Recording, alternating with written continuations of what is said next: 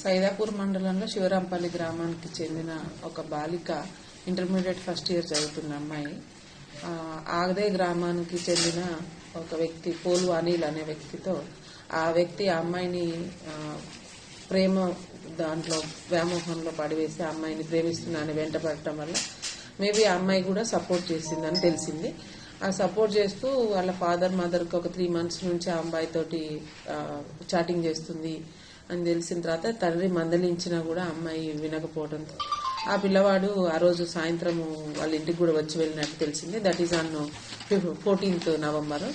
అయితే తండ్రికి ఈ విషయం తెలిసిన తర్వాత అమ్మాయిని కొంచెం కోపం చేస్తే అమ్మాయి ఆ అబ్బాయిని ఎక్కడ వెళ్ళిపోతుందో చెప్పినా వినట్లేదు అనే ఒక భయంలో ఆ పిల్లని పాయిజన్ ఇచ్చి ఆ పాపని పాయిజన్ ఇచ్చి మళ్ళీ ఎందుకన్నా మంచిది మళ్ళీ బతుకుతుందేమో అనే ఉద్దేశంతో గొంతు నులుపు కూడా తల్లి తండ్రి సొంత తల్లిదండ్రులు ఆమెని చంపేసి తెల్లారి పొద్దున ఆమెని పోలీస్ స్టేషన్లో ఒక దరఖాస్తు ఇచ్చారు.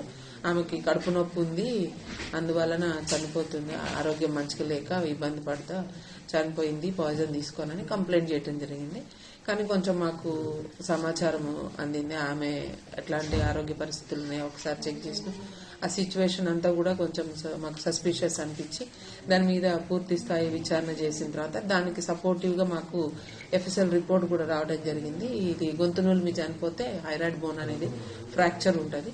సో ఎఫ్ఎస్ఎల్ రిపోర్ట్ లో ఫ్రాక్చర్ వచ్చింది కాబట్టి దాన్ని బేస్ చేసుకుని వాళ్ళ ఫాదర్ ని పిలిపించి మేము ఫాదర్ ఇన్వెస్టిగేషన్ చేస్తున్న క్రమంలో అతని ఇంటికి వెళ్తే అతనికి భయం వేసి అతను ఏం చేశాడంటే ఆ గ్రామంలో ఉప సర్పంచ్ దగ్గరకు పోయి అవును నేనే చంపినా, నేను నా భార్య కలిసి చంపినాం, ఎక్కడైతే మా పరువు పోతుందో అని చెప్పిన మాట వినకుండా ఈ అమ్మాయి అతనితో వెళ్ళిపోతుందో ఈ పోలు అనేట ఆయన మ్యారీడ్ వైఫ్ తో గొడవలుండి 498 కేసు కూడా ఉంది ఇదే పోలీస్ స్టేషన్ లో. అతను ఎక్కడ వలలో పడింది కాబట్టి అమ్మాయి చిన్నపిల్ల చెప్తే వింటదో లేకపోతే మళ్ళీ ఇంట్లో నుంచి వెళ్లిపోతుందేమో అనే భయంతో నాకు ఇంట్లో పెళ్లి కావాల్సిన అమ్మాయి పెద్ద పాప ఉంది, కుటుంబం వరువు పోతుంది అనే ఉద్దేశంతో వాళ్ళు అనుకుని ఇద్దరు కలిసి అదే రోజు రాత్రి ఆ అమ్మాయిని పురుగుల మందు తాగించి తర్వాత ఆమె గొంతు నులిమి కూడా చంపేసినట్టుగా మాకు అతను ఉప సర్పంచ్ గారి దగ్గర కన్ఫెస్ అయితే వారు ఇచ్చిన సమాచారం మేరకు ఈరోజు సెక్షన్ ఆల్టరేషన్ చేసి అతను కస్టడీలోకి తీసుకోవడం జరిగింది.